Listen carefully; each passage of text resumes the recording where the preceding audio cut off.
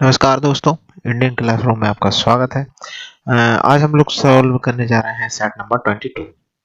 जैसा कि आप सब जानते हैं कि हम लोग क्या कर रहे हैं, एमपी पुलिस की तैयारी कर रहे हैं, जिसका पेपर 8 जनवरी को होने की संभावना है। आई होप हो जाए एग्जाम।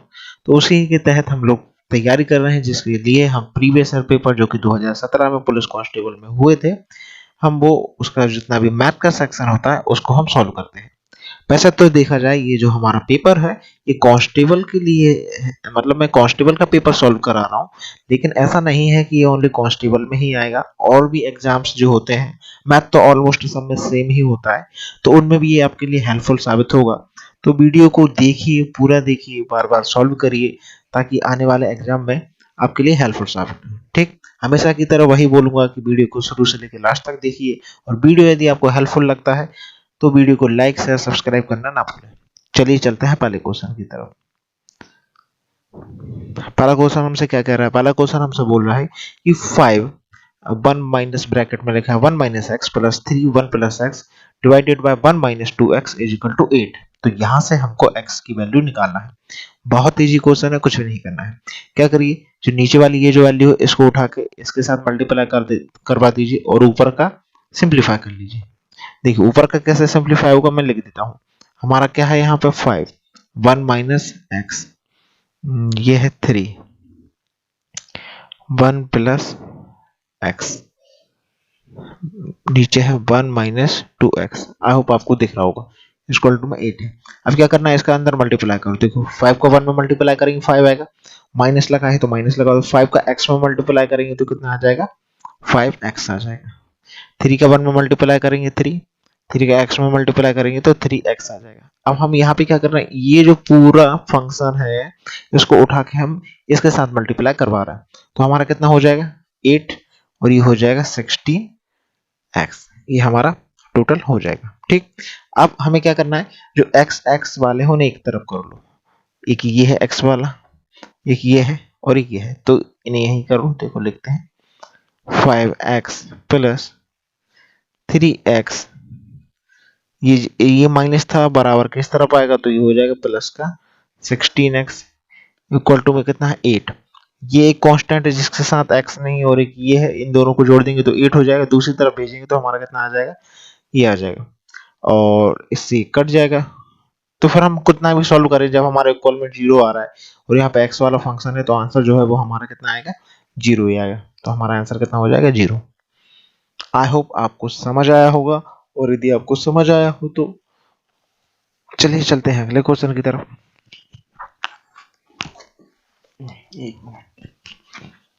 ओके,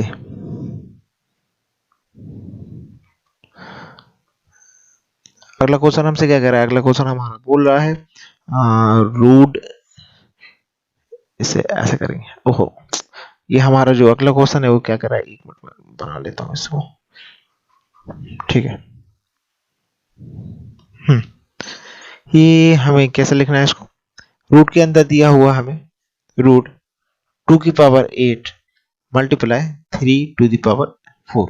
तो इसको देखो आप कैसे लिख सकते हैं, जब भी रूट लगा रहता है हमारे दो दो के पेयर बनते हैं, तो दो दो के पेयर बना लो। तो देखो 1 2 3 4 5 6 7 8। एग्जाम में ऐसा नहीं करना, बस मैं बता रहा हूँ आपको ना। ऐसे 3 का बन जाएगा 3 3 3 और 3 हो गया। अब क्या करना है, देखो इसमें से एक दो बाहर आएगा, इसमें से एक दो बाहर आएगा, इसमें से एक दो बाहर आ जाएगा, इसमें से एक दो बाहर आ जाएगा, इसमें से एक 3 बाहर आ जाएगा, इसमें से एक 3 बाहर आ जाएगा। तो फाइनली कितना बचेगा, हमारे पास बचेगा 2 2 2 और 2। मल्टीप्लाई में 3 इंटू 3, सबका मल्टीप्लाई कर दो, आंसर आ जाएगा 2 2 जा 4 2 जा 8 2 जा 16, और ये कितना हो जाएगा 3 3 जा 9, तो 16 9 जा कितना होता है 144, हमारा आंसर आ जाएगा ये। ठीक, चलिए चलते हैं अगले क्वेश्चन की तरफ। अगला क्वेश्चन हमसे क्या कर रहा है, अगले क्वेश्चन में लिखा है यदि एक संख्या के घन की इकाई का अंक 9 है तो इसके घनमूल की इकाई का अंक क्या होगा। इसमें क्या दिया, एक संख्या है, उसके घन की इकाई का जो अंक है वो उसका कितना है, वो 9 है। ठीक है, तो इंग्लिश में पढ़ते हैं the unit of the unit digit of the cube of the number is 9, then the unit digit its cube. ठीक है, कोई भी हमारा क्यूब का नंबर है, कुछ भी ले लो, हमें मतलब नहीं है, ये हमारा 9 है। इसके ऊपर यदि मैं पावर कितनी लगा देता हूँ, 3 लगा देता हूँ, तो आपको ये बताना है कि इसमें जो इकाई का अंक होगा उस पर क्या आना चाहिए। तो इसका देखो मल्टीप्लाई करेंगे 3 बार तो हमारा कितना आएगा, 9 9 जा 81। ठीक, लेकिन हमें इससे मतलब नहीं है पूरे से, तो हमें ओनली यूनिट नंबर से मतलब, इस 1 का हम 9 में भी मल्टीप्लाई करेंगे तो कितना आएगा 9, तो हमारा आंसर कितना आ जाएगा 9। चलो इसकी ही साथ में एक चीज बता देता हूँ, इसमें हम लोग क्या कर रहे हैं, जब भी आपको यूनिट प्लेस निकालना हो तो हमारे पास टोटल नंबर कितने होते हैं, टोटल नंबर होते हैं 10, 1 2 3 4 5 6 7 8 9। ठीक, एक जीरो भी रहता है।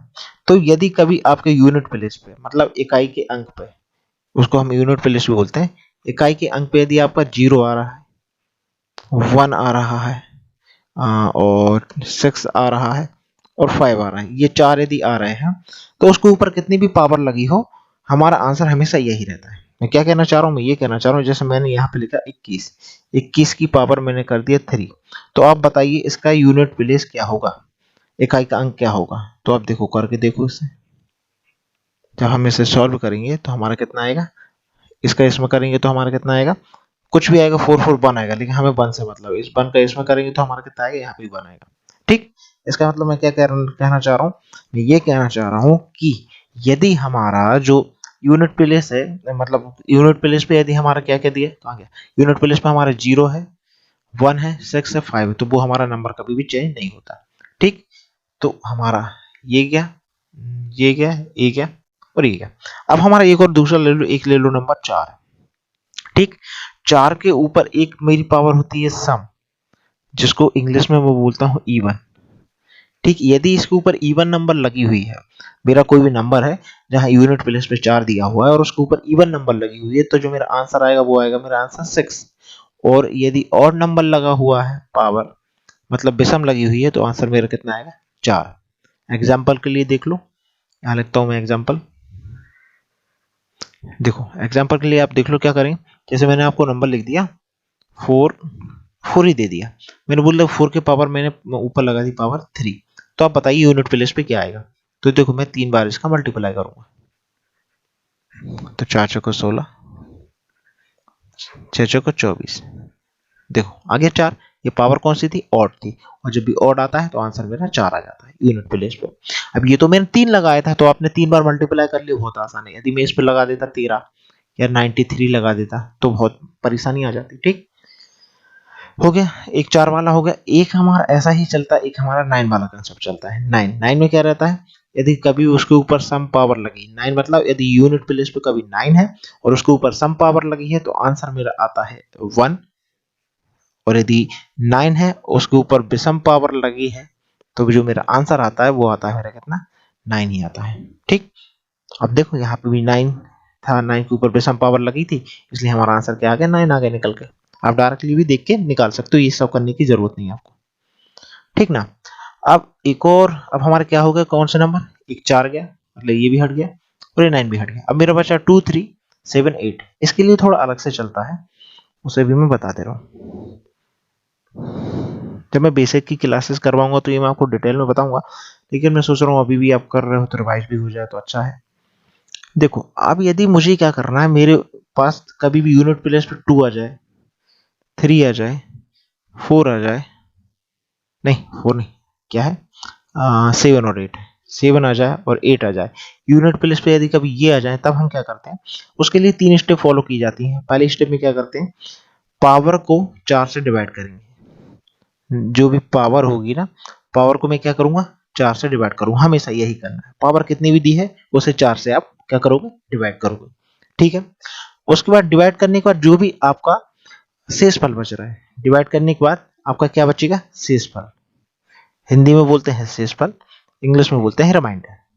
हमारा जो भी रिमाइंडर बचेगा, ठीक, उस रिमाइंडर को दिए हुए नंबर पे आपको पावर के जैसे चढ़ा देना है। जैसे मान के चलो एग्जाम्पल के लिए मैंने एक ले लिया 7 टू दी पावर 105 ले लिया। ठीक, अब 7 आ गया यूनिट प्लेस पे, तो देखो 7 यदि यहाँ पे भी है, जब भी 7 आ जाता है तो मैं क्या करूंगा, जो भी पावर चढ़ी है इस पूरी पावर को मैं क्या करूंगा, 4 से करूंगा भाग, डिवाइड करूंगा। तो मैं पेन का कलर करता हूं पहले चेंज, वरना उलझ जाएंगे। ये कर लेता हूं। अब मैंने क्या किया, 105 लिखा, इसको डिवाइड किया मैंने 4 से, तो 4 दूनी 8, यहाँ पे कितना बचा 2, 4 छिंग 24, कितना आया 1 आया। तो जो भी ये जो रिमाइंडर बच रहा है, ये नीचे होता है रिमाइंडर, ये जो रिमाइंडर बच रहा है इसको जो भी मेरा दिया हुआ नंबर है ना उसके ऊपर चढ़ा दो, और 7 का जब एक बार मल्टीप्लाई करते हैं तो 7 ही आता है, तो हमारा आंसर 7 आ जाएगा। ठीक, बस ये होते हैं जिससे हम यूनिट प्लेस आसानी से निकाल सकते हैं। प्रैक्टिस कर लेना तो आसानी हो जाएगी। चलिए चलते हैं अगले क्वेश्चन की तरफ। अगला क्वेश्चन हमसे क्या कर रहा है कि a plus b is equal to दिया है 25, a square plus b square दिया है हमारा 225, तो ए बी की वैल्यू निकालो। इसमें तो कुछ भी नहीं करना है, बहुत इजी है। a प्लस बी जो है इसका होल स्क्वायर करवा दो, इसको जब होल स्क्वायर करवाएंगे तो हमारा क्या निकलेगा, ये हमारा फॉर्मूला होता है। ठीक, अब हमसे इसकी वैल्यू हमारे पास कितनी दी है 25, तो यहाँ पे क्या कर दो 25 का स्क्वायर कर दो। इसकी वैल्यू हमारे पास कितनी दी है 225, और ये हमारा कितना है 2ab। जब 25 का 25 में हम मल्टीप्लाई मतलब स्क्वायर करते हैं तो हमारा कितना आता है 625। इसको आप दूसरी तरफ भेज दो, और बराबर में आपके क्या है 2ab। देखो ये हो गया 0, 2 में से 2 गया 0, 6 में से 1 गया तो कितना बचा 400। 400 को डिवाइड कर देंगे 2 से तो हमारी वैल्यू आ जाएगी ab। ये 2, ये वाला 2 है ना, इससे इसको किया तो हमारा आंसर कितना आ जाएगा 200। 200 हमारा आंसर है। ये तो बहुत ज्यादा इजी था। ठीक, चलिए चलते हैं नेक्स्ट क्वेश्चन की तरफ। अगला क्वेश्चन हमसे क्या कह रहा है कि 12 कहाँ गया, अरे माउस, ये हमारा बोल रहा है कि 1250 रुपए को कितने प्रतिशत वार्षिक ब्याज की दर पर 2 वर्षों में 1800 रुपए हो जाएंगे। जो हमने हमारे पास जो पी है, मतलब पी बोले तो होता है प्रिंसिपल, मतलब मूलधन। मूलधन हमारे पास कितना है 1250 है। ठीक है, और आपके पास जो वो है 2 साल में वो कितना हो रहा है, आपका जो अमाउंट बन रहा है वो अमाउंट आपका कितना बन रहा है 1800 बन रहा है। ठीक, तो बताना है कि इस पे ब्याज की दर कितनी लगी है। तो हमें ब्याज की दर निकालना है, मतलब हमें परसेंटेज निकालना है। तो इसके देखो 2 तरीके हैं। पहला तो बाय ऑप्शन कर लो, बहुत आसान पड़ता है। तो क्यों ऑप्शन कर लो, देखो कितनी दूर दूर ऑप्शन है, 18, 12, 20, 15। ठीक, और हमारा आंसर 20 इसमें, चलो आंसर भी दिख रहा है कोई बात नहीं। तो इसे एक तो ऑप्शन से कर लो, जैसे मैंने आंसर ऑप्शन बी सी उठा लिया। अब मैंने बी सी क्यों उठाया, यदि मुझे आंसर पता भी नहीं होता मैं तब भी बी सी उठाता, क्योंकि जीरो वाली डिजिट आसान पड़ जाती है। एग्जाम वाले भी इतना टाइम हमारे पास होता नहीं है, तो वो वही नंबर देते हैं जो बहुत आसानी से सॉल्व हो जाए। अब मैं यदि मान के चलो 20% उठा रहा हूँ, 20% का मतलब मैं क्या बोल रहा हूँ कि मेरे पास जो ब्याज है वो कितना है 20% है। ठीक, ब्याज नहीं, मेरे पास जो इंटरेस्ट है वो 20% का लग रहा है। तो 20% को मैं क्या लिख सकता हूँ 1/5। मैं बाय ऑप्शन से कर रहा हूँ ये ना, वरना बोलूंगी पता नहीं क्या हो रहा है। मैं कि मुझे यदि एग्जाम में मैं बैठा होता मुझे पता नहीं होता क्या आंसर है, तो मैंने 20 इसमें से ऑप्शन की जैसे उठा लिया। ठीक, अब मैं 20 को मैं कैसे लिख सकता हूँ, 20% को जब मैं सॉल्व करता हूँ तो कितना आ जाता है 1/5। ये कहां से आता है 1/5, चलो ये भी बता देता हूँ। ये जैसे लिखा मैंने 20 परसेंटेज लगा, परसेंटेज की वजह से मैंने 100 किया, ये कितना हो जाएगा 1/5 हो जाएगा। मैंने हमेशा बताया है नीचे वाली जो वैल्यू होती है वो मेरी क्या होती है ओरिजिनल वैल्यू होती है, और जो ऊपर वाली वैल्यू होती है वो मेरी चेंजेस वैल्यू होती है, उसमें कितने का चेंज हो रहा है।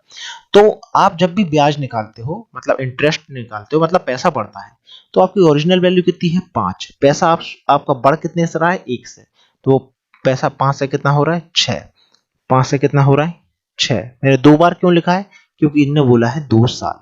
ये वाला जो तरीका है ये मैं तब कब लगाता हूँ, हमेशा लगाता हूँ चक्रवृद्धि ब्याज वाले सवाल में। तो इन दोनों का मल्टीप्लाई करेंगे कितना आएगा 25, इन दोनों का मल्टीप्लाई करेंगे कितना आएगा 36। ठीक है, तो अब इसमें से कोई भी वैल्यू आप उठाना चाहो तो उठा लो, कोई टेंशन नहीं है। क्या कर लो, ये कर लो कि 25 की जो वैल्यू है वो किसके बराबर है 1250 के। तो एक की वैल्यू किसके बराबर होगी 1250 में 25 से डिवाइड लगा देना, तो ये आ जाएगा 50। ठीक, अब यदि एक की वैल्यू 50 है तो 36 की वैल्यू कितनी होगी, 50 में मल्टीप्लाई करवा दो 36 का, आंसर कितना आ जाएगा 1800। ये देखो यही हमें आना चाहिए था, यदि ये आ गया तो ये हमारा सही है। मैं आपको बता रहा हूं इसलिए इसमें इतनी देर लग रही है। यदि आप खुद से करोगे तो आप बहुत आसानी से कर सकते हो, बहुत जल्दी आ जाएगा। पहला तरीका तो ये रहा, बाय ऑप्शन मेथड कर सकते हैं। दूसरा क्या होता है, दूसरा हमारा तरीका होता है जिसमें हम क्या करते हैं, आसपास की वैल्यू के हिसाब से हम आंसर निकालते हैं। कैसे निकालते हैं कि कुल मिला के मैं यहाँ पे निकालना क्या चाह रहा हूँ, मुझे निकालना है दर। दर बोले तो रेट, रेट यानी हमारी हमेशा निकलती है परसेंटेज में, है कि नहीं। अब जब परसेंटेज में निकलती है तो देखो हमारे पास कितने रुपए थे, 1250 रुपए थे। अभी वो कितने हो गए, 1800 रुपए हो गए। ठीक, आप इन दोनों का डिफरेंस निकाल लो। इन दोनों का जब हम डिफरेंस निकालेंगे, छोटी बड़ी का कोई मतलब नहीं, डिफरेंस निकालना है। ठीक, तो डिफरेंस निकालेंगे, 0 ये बचेगा 5 और ये बचेगा भी 5, ये हो गया 5500। ये हमारा कितने का है, 2 साल का ब्याज दिया है। 1 साल का ब्याज जब हम देखेंगे तो 1 साल का ब्याज हमारा कितना होगा, 1 साल का ब्याज हमारा होगा 2 दूनी 4, 2 सत्ते 14, 2 तो हमारा 2 पंचे 10, 275 हो जाएगा। ठीक, सही से लिख देता हूं, ये हमारा कितना हो जाएगा, 275 हो जाएगा 1 साल का। तो अब हम क्या करेंगे, 275 रुपए मुझे क्या मिल रहा है, ब्याज मिल रहा है, तो मैं 275 रखूंगा ऊपर। नीचे कितना रखूंगा, नीचे रखूंगा मेरी ओरिजिनल वैल्यू स्टार्टिंग वाली 1250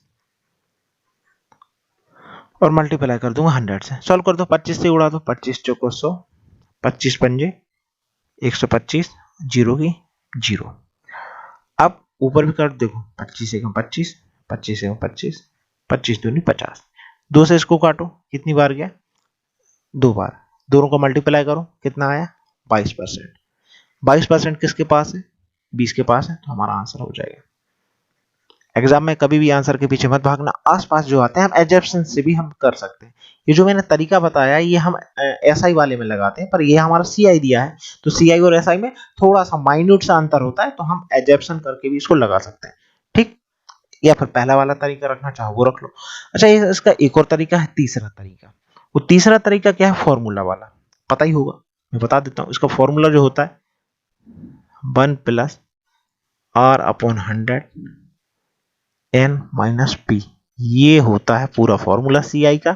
इस फॉर्मूले में वैल्यू रख देना, तब भी आपका आंसर आ जाएगा। और मैं बिल्कुल नहीं चाहता कि आप इससे करें, समस्या वाला ही सब्जेक्ट है वो तो। ठीक, चलिए चलते हैं अगले क्वेश्चन की तरफ। अगला क्वेश्चन हमसे कह रहा है कि एक आपके पास क्या है, समलंब चतुर्भुज दिया हुआ है जिसकी दो समांतर भुजाओं की लंबाई इतनी और इतनी है। समलंब चतुर्भुज क्या होता है, जिसके आमने सामने की जो भुजाएं होती हैं लगभग हर बराबर होती हैं। जैसे ये हमारा मतलब समलंब चतुर्भुज का फॉर्मूला ही लिख देते, छोड़ो क्या लिखना है। इसका जो क्षेत्रफल होता है, समलंब चतुर्भुज का क्षेत्रफल होता है वो कितना होता है, 1/2 समांतर भुजाओं का योग, मतलब आमने सामने की जो भुजाएं होती हैं उनका क्या होता है योग, और मल्टीप्लाई क्या करते हैं, एच करते हैं। तो वैल्यू रख दो 1/2। समांतर भुजाएं हमारी कितनी है, 36 प्लस, यहाँ पे प्लस लगा हुआ है, 36 प्लस 64 और मल्टीप्लाई में कितना है हाइट, ये इससे काट दो, हो गया 10। तो ये कितना हो गया, ये हो गया 100, मल्टीप्लाई करेंगे 10 तो हमारा आंसर आ जाएगा 1000। और ये है हमारा ऑप्शन नंबर तो कोई सा भी नहीं है, ठीक है, हो गया। 1 मिनट, 1/2 समांतर भुजाओं का योग 36, 64, 20 किया तो सही है। इनमें से अगर कोई आंसर मिस्टेक होगा यार, या तो ये होगा आंसर या फिर ये होगा। 0 तो आ ही रही है ना, ये दोनों तो हमारे पैसे नहीं हो सकते, इनमें से कोई आंसर होगा एक आध, लेकिन होगा हमारे 1000 ही, क्योंकि इनने पूछा क्या, क्षेत्रफल ही पूछा है ना। हाँ, तो आंसर तो हमारा यही होगा, इससे ज्यादा तो हो ही नहीं सकता। अच्छा, ऐसा तो नहीं किया, एक बार दूसरे तरीके से देखता हूँ। 36 36 कितना होता है, 72 हो जाएगा। ये हो जाएगा 720। नहीं, अपना आंसर सही है बिल्कुल ना, 1000 ही आएगा आंसर। चलिए ठीक है, चलिए अगले क्वेश्चन पर चलते हैं।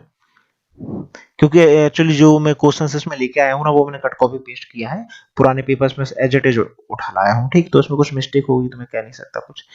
अगला क्वेश्चन हमसे क्या कह कि एक आपके पास बहुपद है, मतलब कोई भी पॉलिनोमियल है, उसको हम इससे भाग दे रहे हैं x-2 से, तो आपको ये भागफल के रूप में मिल रहा है और 3 शेषफल के रूप में मिल रहा है, तो आपको बहुपद बताना है, मतलब बीच की वैल्यू बताना है। एग्जाम्पल के लिए ऐसे समझो, जैसे मैं कोई नंबर मेरे पास 5 है, मैं इसको डिवाइड कर रहा हूँ 4 से। इसको जब मैं 4 से डिवाइड कर रहा हूँ तो मेरे पास क्या बचता है, 1 टाइम जाएगा, यहाँ पे बचेगा 4 और ये बचेगा 1। तो ये वाला जो होता है इसको मैं बोलता हूं भागफल। बचपन में पढ़ा ही होगा, कोई इसमें इतना टफ वाली बात नहीं है। नीचे वाला जो होता है ये मेरा होता है शेषफल, ये भी आपको पता है। और ये जो होता है इसको मैं बोलता हूँ यार, हिंदी इंग्लिश में तो उसको बोलते हैं डिवाइजर, और हिंदी में मेरे हिसाब से उसको बोलते हैं भाजक। और ये जो होता है ये होता है भाज। ये हिंदी में एक बार देख लेना, इंग्लिश में इसको डिविडेंड बोलते हैं ना।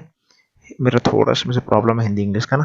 तो यदि देखो मुझे ये बीच वाला नंबर चाहिए, मैं इंग्लिश में लिख दे रहा हूँ तो कंफ्यूजन नहीं होगा। मुझे डिविडेंड यदि कभी निकालना है, डिविडेंड डिविडेंड यदि निकालना है, तो डिविडेंड निकालने के लिए मैं क्या करूंगा, जो भी मेरा ये होगा डिवाइजर, जो भी मेरा भाजक होगा, मैं भाजक में मल्टीप्लाई क्या करता हूँ। यदि मैं ये हो सकता है गलत मैं बोल रहा हूँ तो एक बार आप देख लेना।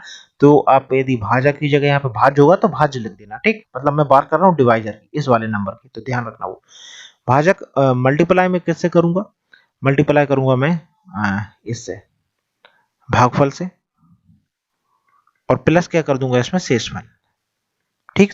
तो मुझे क्या मिल जाता है, बीच वाला नंबर मिल जाता है।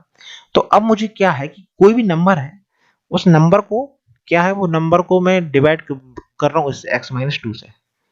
x-2 से किस नंबर को डिवाइड कर रहा हूँ, मान के चलो बाय कोई नंबर है जिसको मैं डिवाइड कर रहा हूँ, जिससे मुझे भागफल कितना मिल रहा है, ये मिल रहा है। और जो शेषफल है, शेषफल है नीचे बचेगा, वो मुझे कितना मिल रहा है, 3 मिल रहा है। तो ये वाला नंबर मुझे निकालना है। तो कैसे निकालूंगा, ऐसे जमा दो इसमें। यार पेन का कलर जम नहीं रहा, रुक जाओ, ब्लैक ठीक है। हमको क्या निकालना है, बाय निकालना है। तो बाय निकालने के लिए हम क्या करेंगे, आप पहले इस वाले नंबर को इससे करेंगे क्या, मल्टीप्लाई, मल्टीप्लाई कर दो, x-2 x+2, और ये नीचे जो भी नंबर है उसको हम क्या कर देंगे, ऐड कर देंगे। तो ये हमने कर दिया ऐड।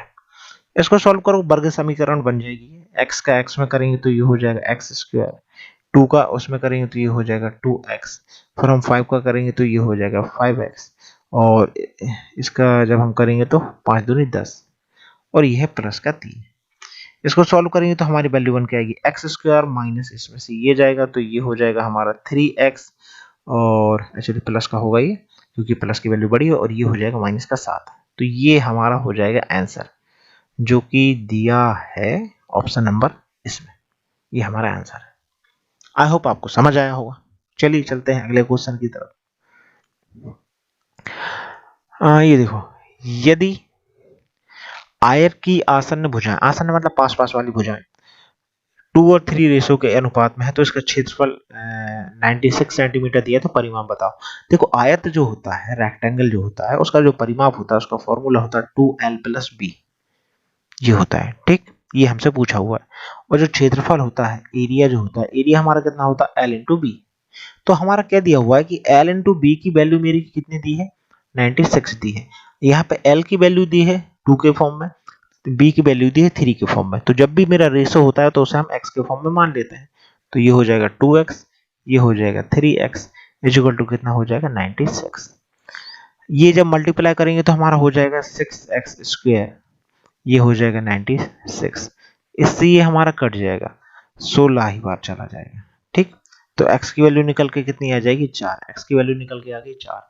अब x की वैल्यू निकल के 4 आ गई, तो इसको आप इसमें रख दो। हमने जो लंबाई मानी थी, यहां मैं लिख दे रहा हूं अलग से, जो मैंने लंबाई मानी थी वो कितनी मानी थी, 2x मानी थी। इसमें जब हम x की वैल्यू रखेंगे तो हमारा निकल के कितना आ जाएगी, लंबाई 8। ऐसे जो वृत्त है, वृत्त में हम कितनी है हमारी, 3x है, इसमें हम वैल्यू रखेंगे 8, सॉरी 4, तो ये कितना आ जाएगा, 4 या 12, ये हो जाएगा 12, ये 8, ये 12। अब हमसे क्या पूछा है, ये वैल्यू पूछी है, इसमें वैल्यू रख दो, परिमापी तो पूछा है। तो वैल्यू कितनी, ये है 8, ये है 12, हो गया 20, 20 दूनी होता है 40। तो ये हमारा आंसर हो जाएगा ऑप्शन नंबर 1। आई होप आपको समझ आया होगा, ठीक। चलिए आगे चलते हैं।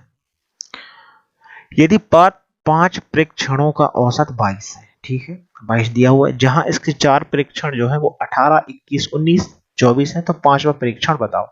तो देखो, एक तो इसका बेसिक तरीका होता है। इन बेसिक तरीका क्या होता है कि इन सबको जोड़ दो, इन सबको जोड़ो, और एक नंबर मतलब ऐसा होगा कि अपन ने लिखा 18, 21, 19, 24, फिर यहाँ पे लिखेंगे x, ये 5 है तो ये नीचे लिख देंगे 5, और बराबर में कितना रख देंगे, 22। एक तरीका तो ये है, ऐसे कर सकते हैं। ठीक, ये अपना बुक वाला तरीका है। दूसरा अपना अपना वाला तरीका जो हम लोग करते हैं जनरली, उसमें क्या होता है हम देख के आंसर बता देते हैं। अब जो औसत होता है, औसत का क्या मतलब होता है, औसत का मतलब होता है कि वो नंबर सब में बराबर बराबर बटा हुआ है। मतलब 22 है, आई एम सॉरी 22 है तो 22 मेरा क्या सब में बराबर बराबर बटना चाहिए। तो जो नंबर कम है उसे उतनी वैल्यू दे दो कि वो 22 हो जाए, और जो नंबर ज्यादा है 22 से उससे उतनी वैल्यू ले लो कि वो 22 के बराबर हो जाए। ये क्या बोल रहा हूँ, जैसे 18, मतलब मैं सब नंबर को 22 बनाना चाहता हूँ, सभी नंबरों को। पहला नंबर मैंने कितना लिया, 18। अब जो 18 लिया मतलब कहाँ से, ये दिया हुआ है इसमें ना, मैंने मन से नहीं लिया। और जो 18 है, 18 में कितने की कमी है कि वो 22 बन जाए, 18 में 19 20 21 22 कितने की कमी है, +4। मतलब मैं +4 जब 18 में कर दूंगा तो मुझे कितना मिल जाएगा, 22 मिल जाएगा। ठीक, दूसरा नंबर कितना है, 21 है। 21 में कितना जोड़ें कि मुझे 22 मिल जाए, एक जोड़ना पड़ेगा। तीसरा नंबर क्या है, 19। 19 में कितने जोड़ूं कि 22 मिल जाए, 19 में मुझे जोड़ना पड़ेगा 3। चौथा नंबर क्या है मेरा, 24। 24 में मुझे कितना माइनस करना पड़ेगा कि 22 हो जाए, क्योंकि ये तो ज्यादा है ना, कितना माइनस करना पड़ेगा, 2 माइनस करना पड़ेगा। इसको कर दो सिंप्लीफाई, 4 1 5 5 3 8, 8 में से 2 गए तो कितना बचा, 6।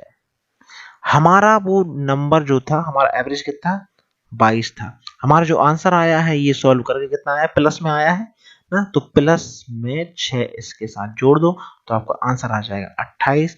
यही होगा आपका आंसर। ये मैंने बताया है इसलिए इतना इसमें इतना टाइम लगा, वरना इसके लिए पेन पेपर की भी जरूरत नहीं, ये देख के आंसर निकाला जा सकता है। ठीक, यदि आपको ये समझ आया होगा तो मजा आ जाएगा, इसको मतलब समझ लिया तो एकदम लाइव झिंगा लाला टाइप की हो जाएगी ना, मतलब बहुत स्पीड आ जाती है छोटी छोटी चीजों से। चलिए करते हैं अगले क्वेश्चन की तरफ, आई मीन चलते हैं अगले क्वेश्चन की तरफ। और भाई वीडियो जिसने शेयर वेयर नहीं करी है, शेयर वेयर कर दो, थोड़ा बहुत मतलब कर दिया करो, हमारे लिए भी अच्छा सा काम ना, हम तो कर ही रहे हैं, क्या जाता है आपका, कुछ नहीं जाता। मैं पेन जरूर चेंज कर लेता हूँ, ठीक है, इसे लिखेंगे। अगला क्वेश्चन हमारा क्या है, अगला क्वेश्चन हमसे ये बोल रहा है कि यदि चतुर्भुज में 3 कोण दिए हैं क्रमशः 85 72 138, तो चौथा कोण क्या होगा। अरे बच्चों वाला क्वेश्चन है कि कोई भी चतुर्भुज होता है उसके चारों कोणों का योग कितना होता है, 180 होता है। तो इसको आप कर लेना, इसको नहीं कर रहे, ओ सॉरी मैंने 180 बोल दिया शायद ना, 180 नहीं, चतुर्भुज के चारों कोण जो होते हैं ना, वो उसका जो एडिशन होता है वो 360 होता है, और जो ट्रायंगल होता है ना उसका जो एडिशन होता है वो 180 होता है। आई एम सॉरी, मेरे हिसाब से मैंने 180 बोल दिया था ना। चारों एंगल जो होते हैं उनका जो सम होता है वो कितना होता है, 360 होता है। तो यहाँ से x की वैल्यू निकाल लेना, सॉल्व कर लेना, हो जाएगा। छोड़ो, अगला देखते हैं। अगला संतोष भाई साहब है, कोई एक है, संतोष ने रेफ्रिजरेटर 9,000 रुपए में खरीदा, ठीक है, और इसे 81 रुपए में बेच दिया। कितने का नुकसान होगा, 900 रुपए का उसको चंदा लग गया। बेचने पर वह बेबस हो गया तो उसकी हानि % बताना, ठीक है। 9,000 रुपए की चीज थी, कितने में बेची, 81 रुपए में, 8100 में बेची, मतलब 8,100 में बेची। तो उसको यहां से लॉस कितना होगा, यहां से लॉस उसको होगा 900 रुपए का। अब देखो जब भी आप लाभ निकालो या फिर प्रॉफिट निकालो, परसेंटेज निकालो, तो आप क्या रखा करो, ऊपर जो रहता है, ऊपर हमेशा क्या आता है, जब आप लॉस निकाल रहे हो तो कितने का लॉस हुआ वो रखेंगे। नीचे हम हमेशा क्या रखते हैं, सीपी, ऑलवेज हम क्या रखते हैं, सीपी, और मल्टीप्लाई कर देते हैं 100 से, बस यही तरीका होता है। तो 900 रखो ऊपर, नीचे हम रखेंगे सीपी, सीपी मतलब खरीदने वाला, कितने में खरीदा था, 9,000 में खरीदा था भैया, 9,000 नीचे रख दो, मल्टीप्लाई कर देंगे 100 से, 2 जीरो से 2 जीरो कट गए, 1 जीरो से 1 जीरो कट गई, इससे को काटा आ गया 10, तो आंसर आ जाएगा 10%। जी आंसर है, मेरे हिसाब से समझ में आ गया होगा। अगले क्वेश्चन पर चलते हैं, जब आ गया है समझ में तो। अगला क्वेश्चन तो बचा नहीं भैया, हो गए सारे क्वेश्चन खत्म। तो बहुत अच्छा अच्छा हम लोगों ने सॉल्व किए, आपको समझ आया होगा सब कुछ, और हंसते रहिए, घर पे रहिए, स्वस्थ रहिए, और पढ़ाई करते रहिए। एग्जाम को निकालना है इस बार तो निकालेंगे, अपन मिलके निकालेंगे। तो बस उससे पहले वीडियो को शेयर कर दो तो मेरी दुआएं लगेंगी, लाइक कर दो तो मुझे भी अच्छा लगेगा, और क्या करते हैं सब्सक्राइब कर दो, वो भी काम का ही होता है मेरे लिए। तो ये 3 चीज भी ये कर दिया करो यार ना, अच्छा रहता है। मिलते हैं अगली वीडियो में ना, बाय बाय, टाटा।